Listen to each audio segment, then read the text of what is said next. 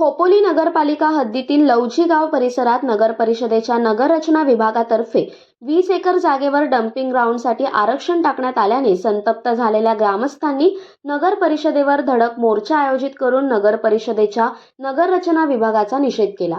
यावेळी ग्रामस्थांनी निषेधाच्या घोषणा देऊन आपल्या संतप्त भावना व्यक्त केल्या। डम्पिंग ग्राउंड कुठल्याही परिस्थितीत आमच्या भागात होऊ देणार नाही असा पवित्रा ग्रामस्थांनी घेतला होता। प्रभाग क्रमांक 1 लवझी, सुभाषनगर, वासरंग, श्रीरामनगर, उदयविहार, सरस्वतीनगर, चिंचवली, शेडवली व नवघर ही गावे बाधित होणार आहेत। नुकत्याच या भागातील जमिनी ग्रीन झोनमधून निवासी झोनमध्ये करण्यात आल्या। यामुळे शेतकरी आनंदित असतानाच अचानक नियोजित डम्पिंग ग्राउंडच्या विषयाने परिसर ढवळून निघाला आहे।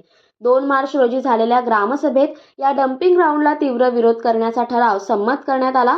त्यासाठी जे आंदोलन करता येईल ते आंदोलन करण्याचा ग्रामस्थांनी निर्धार केला आहे। दरम्यान गुरुवारी सकाळी ग्रामस्थांनी एकत्रित येत मोर्चा काढला आणि मुख्याधिकारी पंकज पाटील यांना निवेदन देऊन आपल्या भावना व्यक्त केल्या। कोकणासह परिसरातील ताज्या घडामोडींसाठी सागर डिजिटलला सबस्क्राइब करा आणि नोटिफिकेशनसाठी बेल आयकॉनवर प्रेस करा।